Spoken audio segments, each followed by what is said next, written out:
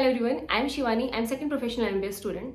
तो आज मैं आपको कुछ पॉइंट्स बताऊंगी जिनको अगर आप अपनी लाइफ से निकाल दोगे ना तो सिलेक्शन लेना काफी हद तक इजी हो जाएगा। या फिर ये बोलो कि मैंने खुद वो चीजें की हैं, या फिर कोई भी इंसान जो लाइफ में सक्सेस चाहता है ना उसको ये चीजें तो अवॉइड करनी चाहिए, तभी जाके कुछ जिंदगी में आप कर सकते हो आगे। तो सबसे पहला पॉइंट है कि मुझसे नहीं हो पाएगा। जब इंसान खुद से ही सोच लेता है ना कि मुझसे नहीं हो पाएगा, तो आपका दिमाग भी सोचता है इससे तो खुद से ही कुछ नहीं हो रहा। भगवान भी सोच लेते हैं कि इसमें तो खुद में ही हिम्मत नहीं है, मैं क्यों इसकी हेल्प करूं। तो कभी भी दिमाग में ये चीज नहीं लानी चाहिए कि मैं नहीं कर पाऊंगा, मुझसे नहीं हो पाएगा। अपनी जो प्रोग्राम है ना उससे ये लाइंस डिलीट कर दो आप बिल्कुल। सेकंड पॉइंट है लोग क्या कहेंगे। देखो, जो बच्चे होते हैं ना, लाइक जो 11th-12th वाले बच्चे हो गए, तो वो शायद इस चीज से कम रिलेट कर पाए, लेकिन हो सकता है कि उनकी लाइफ में भी वो कुछ लोग हों जो जज कर रहे हों कि नहीं इसका तो फर्स्ट अटेम्प्ट में होना चाहिए, या फिर फर्स्ट अटेम्प्ट में नहीं हुआ तो मतलब पढ़ता ही नहीं है। बाकी जो मुझ जैसे बच्चे हैं ना जिनके 1 2 3 4 ड्रॉप हो जाते हैं लाइफ में, तो उनका तो लाइक अप्रोच ही बदल जाता है उन लोगों के लिए। कुछ भी करने से पहले उनके दिमाग में वो लोग ही आते हैं। लेकिन ट्रस्ट मी, मैंने जिस दिन ये चीज अपने दिमाग से निकाली ना लोग वाली, मैं उसी दिन लाइफ में आगे बढ़ पाई। वरना मैंने मेरी जिंदगी के काफी साल वेस्ट कर दिए सोच सोच के कि लोग क्या कहेंगे, मेरे बारे में क्या सोच रहे होंगे। तो आगे बढ़ना है ना तो भूल जाओ लोगों को। थर्ड पॉइंट, मेरा मूड नहीं है। आजकल वाले बच्चों का तो सबसे मेन जो लाइन है कि मेरा मूड नहीं है। मूड आपका नहीं बनने वाला। यार मूड किसका होता है पढ़ने का? किसी का नहीं होता। जो आज दिन रात एक कर रहा है ना बच्चा, वो यही सोच के दिन रात एक कर रहा है कि यही टाइम है पढ़ने का, यही टाइम है अपनी लाइफ बनाने का। उसके बाद तो रिग्रेट के अलावा जिंदगी में कुछ नहीं बचता। मैं अभी भी सोचती हूँ कि काश मैं पहले पढ़ ली होती, पहले मैंने अपना मूड बना लिया होता पढ़ने का, तो आज मैं जितना लाइफ में खुश हूँ, सेटिस्फाई हूँ ना, ये मैं आज से 3 साल पहले होती। तो कोशिश करो कि अभी कर लो, एक बार पढ़ दो अच्छे से ताकि रिग्रेट्स ना रहे बिल्कुल भी। फोर्थ पॉइंट है कि मेरी किस्मत खराब है। आई नो कि लक मैटर करता है कहीं ना कहीं, लेकिन इतना भी नहीं। अब ऐसे तो यार कोई भी नहीं पढ़ेगा, सब बोल देंगे मेरी किस्मत खराब है, या फिर जिन बच्चों का सिलेक्शन हो गया सबकी किस्मत अच्छी है। ऐसा नहीं होता है। आप पढ़ ही नहीं रहे हो तो किस्मत कहाँ से अपना खेल दिखाएगी, ये बताओ। अगर आप भगवान से कुछ मांगते हो तो ऐसा तो नहीं है कि आप घर बैठे हो और आपका सिलेक्शन हो जाएगा। कुछ तो पढ़ना पड़ेगा आपको, तभी तो भगवान आपकी हेल्प करेंगे। और लास्ट पॉइंट है, मेरे पास टाइम नहीं है। ये हमारे आजकल का जो यूथ है ना, ये समझ सकता है चीज कि हमारा माइंडसेट होता है कि हमारे पास यही टाइम है अपनी लाइफ एंजॉय करने का। लेकिन यार हमें एक चीज सोचनी चाहिए कि हमारे पास ये ही टाइम होता है अपनी लाइफ बनाने का। क्योंकि अगर इस टाइम में अगर आप गलत चीजों की तरफ पड़ जाते हो तो फिर क्या करोगे बताओ। एक बार आपकी एज निकलने लगती है ना, और मैं तो इतनी एज की हूं भी नहीं यार, आई एम 22। और अभी से मतलब मुझे खुद लगता है कि मैंने मेरी लाइफ के 2-3 साल बर्बाद कर दिए। मैं बीएससी कर रही थी वैसे तो, लेकिन फिर भी मैं कहूंगी मैंने बर्बाद ही कर दिए। तो वही है कि रिग्रेट्स रह जाते हैं। मैं नहीं चाहती कि आपकी लाइफ में 1% रिग्रेट हो, तो पढ़ना स्टार्ट कर दो बस। तो चलो आज की वीडियो स्टार्ट करते हैं कि कैसे 0 से 650 की तरफ जाएं। देखो, अभी टाइम है अपने बेसिक्स क्लियर करो। सबसे पहले चीज, आज से अगर 2-3 महीने पहले की आप मेरी वीडियो देखोगे तो उसमें मैं हर वीडियो में ऐसे ही बोलती थी कि आपको दिन में बायो के इतने चैप्टर करने चाहिए, फिजिक्स के इतने करने चाहिए, केमिस्ट्री के इतने करने चाहिए। लेकिन अब जो है वो नजरिया बदल गया है, क्योंकि आपको पता है कि पूरी साल बाकी है। तो मैं आपको बिल्कुल भी ऐसा नहीं कहूंगी कि आप हड़बड़ी के चक्कर में सिलेबस कंप्लीट करने की कोशिश करो, बिल्कुल नहीं। यही टाइम है कि आप अपने बेसिक्स क्लियर कर सकते हो।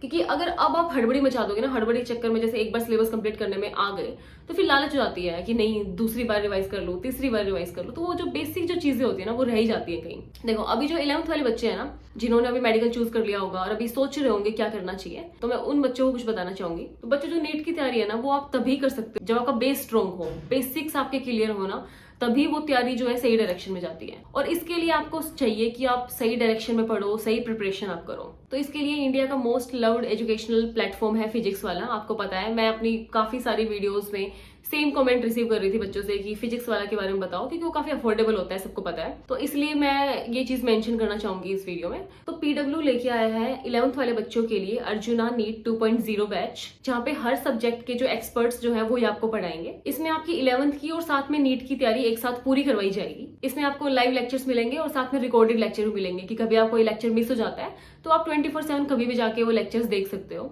इसमें आपको मिलेगी स्टूडेंट पेरेंट्स डैशबोर्ड, जिसमें पेरेंट्स अपने बच्चों की ग्रोथ जो है वो ट्रैक कर सकेंगे। साथ में आपको मिलेंगे video solutions, daily practice problems, PDF notes, doubt solving sessions, schedule test और टेस्ट एनालिसिस। और ये बैच आपको मिलेगा 4800 की जगह 3800 में। तो ये जो ऑफर है ये सिर्फ 2 जून तक ही है। सेम अर्जुना नीट में भी बेस्ट फैकल्टी है और सेम प्राइस में वो भी है। तो बैच ज्वाइन करने के लिए मैंने डिस्क्रिप्शन में आपको लिंक दिया हुआ है, उसमें SIW 150 कोड यूज करो और आपको इंस्टेंट 150 का डिस्काउंट मिल जाएगा। तो आगे बढ़ते हैं। देखो, आपका अप्रोच पता है क्या होना चाहिए। अगर आप बायो की सोचते हो तो आप दिन का चाहे एक चैप्टर करो, लेकिन उसको अच्छे से करो, मतलब पूरा बेसिक से लेके वर्ड टू वर्ड पूरा पढ़ के। तो मैं तो आपको स्टार्टिंग में यही बोलूंगी कि आप तीनों सब्जेक्ट के डेली एक चैप्टर ही करो एटलीस्ट, और फिजिक्स केमिस्ट्री में थोड़ा ध्यान दो कि आप साथ में क्वेश्चन प्रैक्टिस भी करते हो। देखो, अगर आप बायो की तरफ अप्रोच रखते हो ना, तो सिर्फ एनसीईआरटी की तरफ रखो। मैं ये चीज स्टार्टिंग से लेके एंडिंग तक सेम चीज बोलूंगी कि सिर्फ एनसीईआरटी पढ़ो, क्योंकि आप पेपर देखो बिल्कुल एनसीईआरटी से आता है, तो कोई फायदा नहीं है बाहर से पढ़ने का।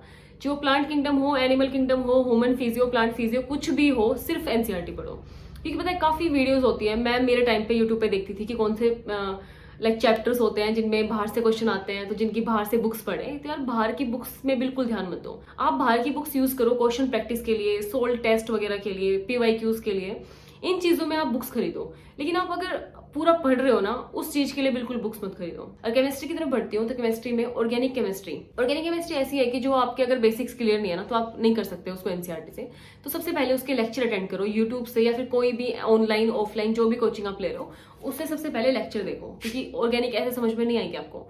उसके बाद आपको एनसीईआरटी से पढ़ना है, उसके इंटेक्स वाले और जो पीछे सोल्ड एग्जांपल्स होते हैं वो प्रैक्टिस करो। अब बात करें इनऑर्गेनिक की, तो इनऑर्गेनिक में सिर्फ आपको एनसीईआरटी से रीडिंग लेनी है पूरी अच्छे से, और जितने भी नोट्स वगैरह बनाने का सिस्टम है ना, वो अभी से ही करते चलो, क्योंकि लास्ट में टाइम नहीं बचता है आपके पास नोट्स बनाने का।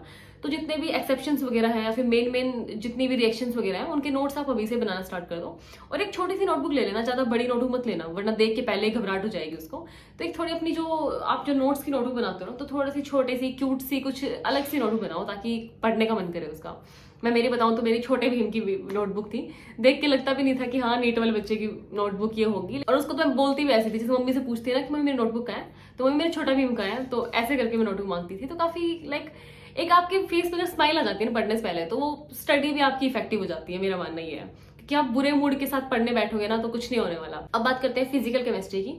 तो फिजिकल केमिस्ट्री में अभी टाइम है, मैं कहूंगी एनसीईआरटी की जरूर रीडिंग लेना। मैंने मेरे टाइम पे 2.5 महीने थे, फिर मैंने जरूर रीडिंग ली थी और मुझे बहुत हेल्प मिली थी। क्योंकि एक बार आप एनसीईआरटी की रीडिंग लेते हो तो कहीं ना कहीं आपके अंदर कॉन्फिडेंस आ जाता है कि हाँ मैंने कुछ पढ़ा है फिजिकल में, अगर कोई थ्योरी का क्वेश्चन आता है तो मैं कर लूंगा। और थ्योरी क्वेश्चन यार बहुत आते हैं, काफी चैप्टर्स हैं जिनमें लाइक है थ्योरी काफी। और अगर आप न्यूमेरिकल्स भी देखते हो ना, तो अभी टाइम है थोड़ा अच्छे से न्यूमेरिकल प्रैक्टिस करना, हर चैप्टर के कम से कम 50-75 इतने एमसीक्यूज तो सोल्व करते हुए चलना। अब बात करते हैं फिजिक्स की।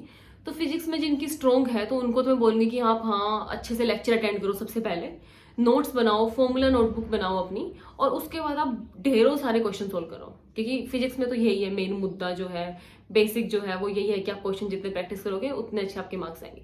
लेकिन कोई बच्चा है जिनके लाइक फिजिक्स बिल्कुल स्ट्रॉन्ग नहीं है, मेरे जैसा कुछ बच्चा है, तो मैं उनसे बोलूंगी कि आप अपनी फॉर्मूला नोटबुक बनाओ, नोट्स वगैरह जरूर रिवाइज करो। स्टार्टिंग में लेक्चर्स वगैरह देखे काफी कॉन्फिडेंस मिलता है आपको कि हाँ मेरे बेसिक्स क्लियर हो गए हैं, या फिर मैं हाँ कर सकता हूँ क्वेश्चंस।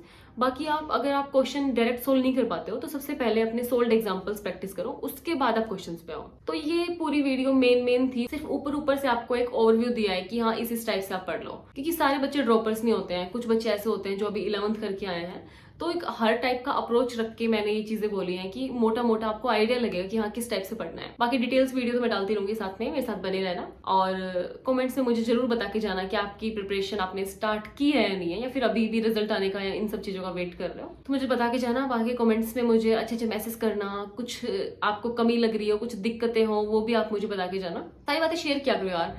और पता है शेयर करने से दुख खत्म हो जाता है, मैंने सुना है। और अगर आप कुछ अच्छा लिख के जाओगे तो आपकी लाइफ में भी काफी पॉजिटिविटी आएगी उससे, तो जरूर लिख के जाना। बाकी मैं स्टार्टिंग के जो कुछ टाइम के जो कमेंट्स होंगे जरूर रिप्लाई करूंगी। तो best of luck for preparation and bye bye.